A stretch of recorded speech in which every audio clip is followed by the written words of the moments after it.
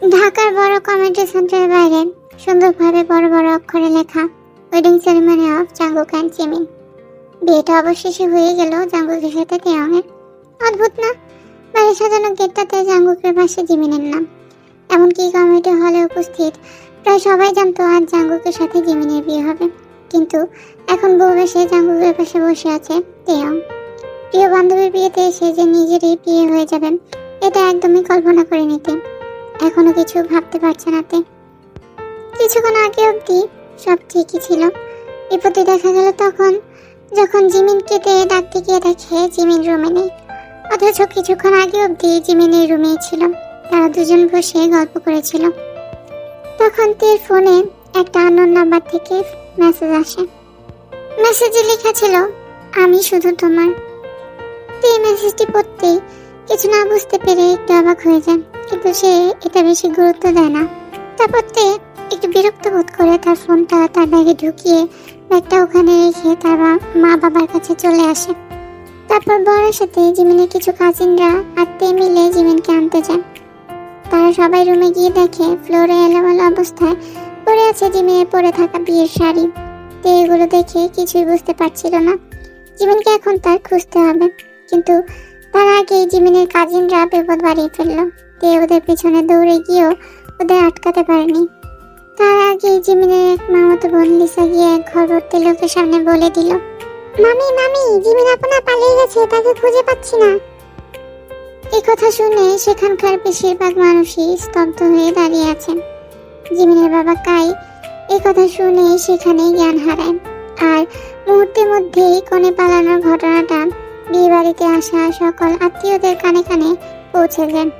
আশেপাশে থাকা লোকজন নানা কটূক্তি করছে, আবার কেউ কেউ সহানুভূতি দেখাচ্ছে জিমিনের বাবা মা এবং জাঙ্গুককে। আর অন্যদিকে জাঙ্গুকের বাবা মিস্টার নামজুন রেগে মেগে আগুন। তার একমাত্র ছেলের বিয়ে দিতে এসে কিনা তাকে এভাবে অপমানিত হতে হবে, সে এটা ভাবতেও পারেনি। জিমিনের বাবা কায়ের জ্ঞান ফিরতেই মিস্টার নামজুন তাদের অপমান করতে লাগলো। আপনার মেয়েকে কোনো শিক্ষা দিতে পারেনি? এভাবে আমাদের ডেকে এনে অপমান না করলেই পারতেন। মেয়ের সত্যি লুকিয়ে রেখে এভাবে আমাদের অন্ধকার রাখার মানে কি মিস্টার কাই?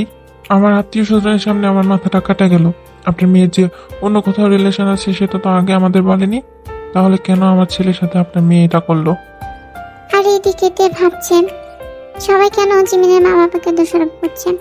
তারা কি জানতো জিমিন পালিয়ে যাবে? আর সব থেকে বড় কথা হলো, জিমিন যে পালিয়ে গেছে এটা তো এখনো প্রমাণিত হয়নি। হ্যাঁ, এটা সত্যি, তাকে খুঁজে পাওয়া যাচ্ছে না, কিন্তু তার মানে তো এটা নয় যে সে কারোর সাথে পালিয়ে গেছে। আর জিমিন তো জাঙ্গুককে পছন্দ করতো, তাহলে সে পালিয়ে যাবেই বা কেন? সবাই শুধু দোষ দিতেই ব্যস্ত, কেউ তো একবার বলছে না মেয়েটাকে খুঁজে পাওয়া যাচ্ছে না, তাকে আর একবার খোঁজ নেওয়া দরকার। যদিও জিমিনের ব্যবহার তের কাছে কিছুদিন যাবৎ ঠিক লাগছিল না, কিন্তু জিমিনের এভাবে পালিয়ে যাওয়াতে কিছুতেই মেনে নিতে পারছে না। হলের এক প্রান্তে দাঁড়িয়ে সবাইকে পর্যবেক্ষণ করছে তে। জিমিনের মা বাবা কান্নায় ভেঙে পড়েছে, মাথা নিচু করে সবার কথা শুনছে। কিন্তু তের কাছে একটা বিষয় খুব অবাক লাগছে, সেটা হলো জাঙ্গুক। আচ্ছা, এতক্ষণ তো অনেকে অনেক কথা বলছে, কিন্তু জাঙ্গুক এত চুপচাপ কেন? তাকে দেখে মনে হচ্ছে এখানে যেন কিছুই হয়নি, তার বউ যেন পালিয়ে যায়নি। আমি মানছি জাঙ্গুক বরাবরই শান্তশিষ্ট ছেলে, তাই বলে তার বউ পালিয়ে গেছে শুনে সত্যি কি এভাবে শান্তশিষ্টভাবে বসে থাকা যায়, নাকি সে তার বউ পালানোর কথা শুনে নির্বাক হয়ে বসে আছে?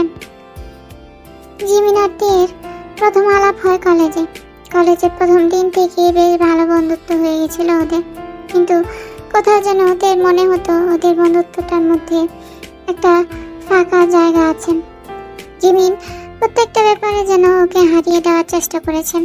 যখনই তের কোনো জিনিস পছন্দ হয়েছে সেটা তের কাছ থেকে কেড়ে নেওয়ার চেষ্টা করেছে জিমিন, সেটা শপিং মলে সুন্দর টেডি বিয়ার হোক বা জাঙ্গুক ওদের কলেজের এক ক্লাস সিনিয়র ছিল, hot, sexy and brilliant student. শান্তশিষ্ট ভদ্র স্বভাবের জাঙ্গুককে প্রথম দেখাতেই ভালোবেসে ফেলেতে। জাঙ্গুক যেদিন প্রথম ওদের ক্লাসে নবীনবরণের জন্য আমন্ত্রণ দিতে এসেছিল, সেদিনেতে জাঙ্গুককে ভালোবেসে ফেলে, যাকে বলে লাভ এট ফার্স্ট সাইট, যার ফলে পড়াশোনায় না মন বসান, কাজে ভুল করা এসব শুরু হয়ে গিয়েছিল। তার উপর জাঙ্গুককে দেখলেই তে লজ্জাপতি গাছের মতো লজ্জা পেত। কিন্তু তার 1 মাস পর জিমিন এসে অনেক খুশি হয়ে থেকে বলে জাঙ্গুক ওকে নাকি প্রপোজ করেছে। তখন তে আর এক ঝটকায় তার স্বপ্নের জগৎ থেকে বেরিয়ে আসে। তার মন ভেঙে যাওয়ার শব্দটা বাইরে না এলেও ভেতরটা চুরমার হয়ে গেছিল সেই দিন। প্রায় 2 মাস লেগেছে নিজেকে ঠিক করতে। একতরফা ভালোবাসাগুলো বোধ হয় এমনই হয়, তে হয়তো জাঙ্গুকে কখনো মন থেকে মুছে ফেলতে পারবে না, কিন্তু জিমিন আর জাঙ্গুকের সম্পর্কের মাঝেও সে কখনো আসবে না। তার জিমিনের প্রতি কোনো রাগ ছিল না। যার ভাগ্যে যেটা থাকে সে সেটা অবশ্যই পাবে, আর এটাই বাস্তবতা। কিন্তু আজ জিমিনের প্রতি তের বড্ড রাগ হচ্ছে। যাকে মানুষ মন থেকে ভালোবাসে তাকে কি সবার সামনে ফেলে রেখে এভাবে অপমানিত করা যায়? তের এইসব ভাবনার মধ্যেই শুনতে পেল জাঙ্গুকের বাবা মিস্টার নামজুন বলছে তিনি আজ তার ছেলেকে বিয়ে না দিয়ে এখান থেকে যাবেন না। মিস্টার কাই, আপনার মেয়েকে যেখান থেকে পারেন খুঁজে নিয়ে আসুন, আর না হলে আমার ছেলের যোগ্য অনুযায়ী অন্য এক মেয়েকে খুঁজে দিন। আমার সোসাইটিতে একটা আলাদা সম্মান আছে, এভাবে বিনা পুত্রবধূ নিয়ে আমি বাড়িতে ফিরবো না। আমার ছেলের কি মান সম্মান নেই নাকি? তারপর নামজনের এমন কথা শুনে সেখানে নিস্তব্ধতা বিরাজ করে। তখনই তের বাবা সুবিন কিছু একটা ভেবে তের পাশে এসে দাঁড়িয়ে তার হাতটা ধরে। তে তার বাবার দিকে তাকিয়ে থমকে যায়। অবাক দৃষ্টিতে তাকিয়ে তার বাবাকে সে কিছু বলতেই যাবে, তখনই তার বাবা বলে ওঠে, তে মা, আমি জানি এটা বলা ঠিক নয়, তবুও বলছি তুই জাঙ্গুককে বিয়েটা করে নে। এতে যদি তোর আঙ্কেল আন্টির অপমান তাতে কিছুটা হলেও কমে। এই তো কয়েক বছর আগের কথা। বাবার সাথে একদিন ব্যাংকে গিয়ে সেখানে জিমিনের বাবার সাথে দেখা হওয়ার পর জানতে পারে জিমিনের বাবা তার বাবা একটা সময় খুব ভালো বন্ধু ছিল। তারপর যে যার কাজে ব্যস্ত হয়ে যাওয়ার পর তারা সেরকম ভাবে আর যোগাযোগ রাখতে পারেনি। জিমিন যে তার বাবার বন্ধুর মেয়ে তা জানতে পেরে তে খুব খুশি হয়েছিল। তার উপর আবার জিমিনের বাবার অমায়িক ব্যবহার, আর যেন সবার কথা ভেবে সে এক বিশাল ঝড়ের সামনে দাঁড়িয়ে আছে। হ্যাঁ, এ হয়তো এখনো জাঙ্গুককে ভালোবাসেন, কিন্তু তা বলে নিজের প্রিয় বান্ধবীর হবু বরকে বিয়ে করে নেওয়া এটা কি সত্যি সাজে? কিন্তু সে কি করবে? জিমিনের বাবা মা তার দিকে অসহায় দৃষ্টিতে তাকিয়ে আছে, সঙ্গে তার বাবাও।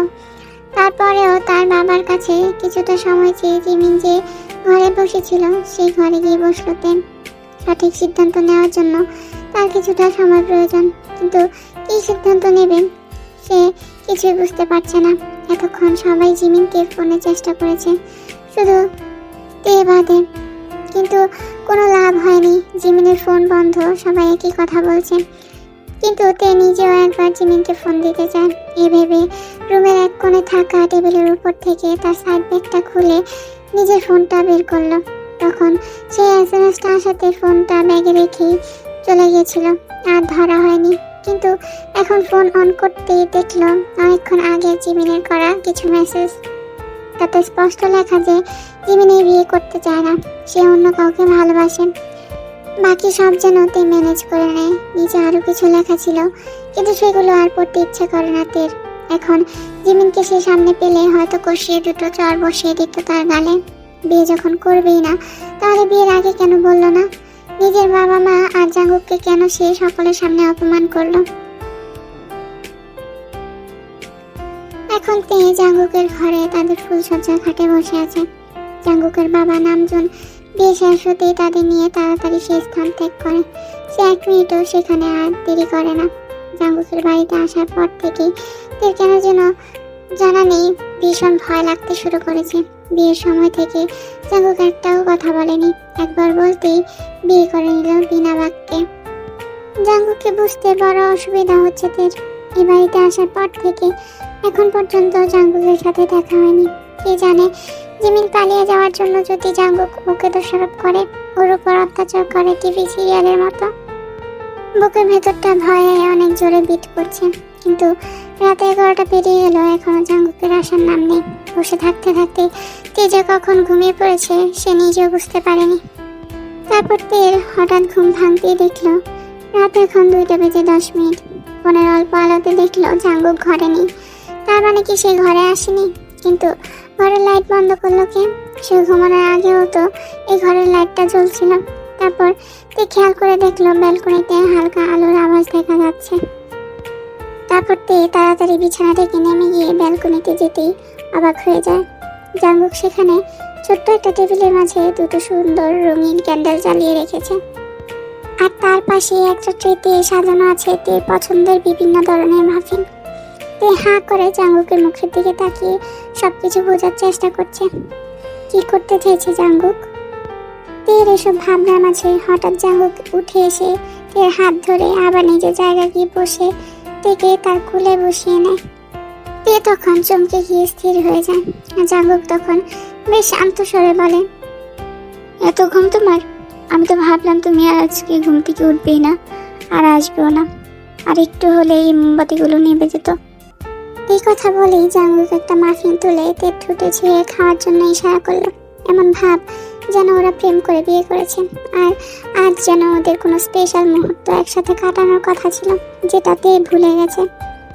জাঙ্গুক তেকে খেতে না দেখে বলে, কনফিউজড? তখন তে শুধু মাথা নাড়ে। জাঙ্গুক তখন থেকে বলে, তুমি খাও, আমি তোমার সব কনফিউশন দূর করে দিচ্ছি। তে আবারও তার মাথা নাড়ে। তারপর জাঙ্গুক বলে, কলেজে নবীনবরণ উৎসবের আমন্ত্রণ জানাতে গিয়ে একটা মেয়ের প্রতি মন দিয়ে বসেছিলাম। তারপর কিছুদিন ধরে মেয়েটা সম্পর্কে যাবতীয় তথ্য জোগাড় করতে শুরু করি। মেয়েটিকে মনের কথা জানানোর আগেই একদিন মেয়েটির প্রিয় বান্ধবী এসে আমায় প্রপোজ করে বসে। এই কথা শুনে তের ভ্রুজোড়া কুঁচকে যায়। এ দেখে জাঙ্গুক আবারও বলে, কিছু বুঝলে? তে আবারও মাথা নাড়িয়ে না আবদ্ধ করতে দিলে জাঙ্গুক একটা বিরক্ত সুযোগ শব্দ করে বলে, গর্দভ একটা। অবশ্য মাথায় বুদ্ধি থাকলে এতদিন মনের কথাগুলো চেপে রাখতে না। জাঙ্গুকের এমন কথা শুনে ক্লান্তি ভরা ঘুমের চোখগুলো যেন বড় বড় হয়ে গেল তের। তে ভাবতে লাগলো, ওর মনে যে জাঙ্গুকের প্রতি একটা অনুভূতি আছে সেটা জাঙ্গুক কি করে জানলো। তখন তের ভাবনার মাঝে জাঙ্গুক আবার বলে ওঠে, এত ভেবো না জান, আমার থেকে এতদিন নিজের অনুভূতিগুলো লুকিয়ে রাখার জন্য তোমাকে পানিশমেন্ট পেতে হবে। তে কথা মানে বুঝতে পেরে লজ্জায় তার গাল দুটো লাল হয়ে যায়। আর জাঙ্গুক আবার বলে, তোমার জন্য এতদিন আমাকে কত কিছু প্ল্যান করতে হয়েছে জানো? বলেছিলাম না আমি শুধু তোমার। জাঙ্গুকের এমন কথা শুনে তে আবারও বড় বড় চোখ করে জাঙ্গুকের দিকে তাকায়। হ্যাঁ, তুমি যেটা ভাবছো সেটাই। আমি তোমাকে ওই মেসেজগুলো পাঠিয়েছিলাম। জিমিন আমাকে প্রপোজ করেছিল ঠিকই, কিন্তু তোমার কি মনে হয় আমি ওকে অ্যাকসেপ্ট করেছিলাম? না, ও নিজে থেকে ভেবে নিয়েছিল আমি ওকে পছন্দ করি। তবে তুমি যদি আমার কোনো ভুল ধরতে চাও, সেটা হলো আমি চুপ করেছিলাম, কারণ ও যখন আমায় প্রপোজ করেছিল ওর চোখ মুখ বলে দিচ্ছিল ও আমাকে পছন্দ করে না। তাহলে প্রপোজালটা কেন দিয়েছিল তখন বুঝতে পারিনি, তাই ওর সাথে মেলামেশা করা শুরু করলাম। অন্য কোনো মেয়ে হলে হয়তো আমি তখনই ইগনোর করতাম, কিন্তু এটা আমার প্রিয় মানুষের বেস্ট ফ্রেন্ড ছিল, তাই আর ইগনোর করাটা সম্ভব হয়নি। তারপর ধীরে ধীরে আমি ওর সাথে মেলামেশা করতে শুরু করলাম, আর ওর আসল কারণটা ধরে ফেললাম। সেটা হলো তুমি। হ্যাঁ তুমি। ও তোমার সাথে হিংসা করত, তোমার প্রিয় জিনিসগুলোর প্রতি ওর লোভ জন্মে গিয়েছিল। আর তুমি যে আমায় পছন্দ করো এটা আমি জিমিনের কারণেই জানতে পারি, আর আমি সেটা তোমার চোখ দেখেই বুঝতে পারতাম। যখন জিমিন আর আমি একসাথে থাকতাম তখন তোমার খুব খারাপ লাগতো, তাই না? তুই শুধু নিস্তব্ধভাবে জাঙ্গুকের কথাগুলো শুনে যাচ্ছে, তার কিছু বলার নেই। জিমিন যে ওকে হিংসা করতো এটা যেন তুই মেনে নিতে পারছে না। জাঙ্গুক আবারও বলল, কিন্তু এই নাটকটা একদিন না একদিন বন্ধ করতেই হতো। তাই একদিন আমি জিমিনকে আমাদের বিয়ের কথা বলি। ভেবেছিলাম ও বিয়ের কথা শুনতেই না করে দেবে, কিন্তু না, উল্টো সে তার মা বাবাকে নিয়ে আমাদের বাড়িতে এলেন বিয়ের কথা বলতে। তাই আমি বিয়েতে রাজি হয়ে গেলাম।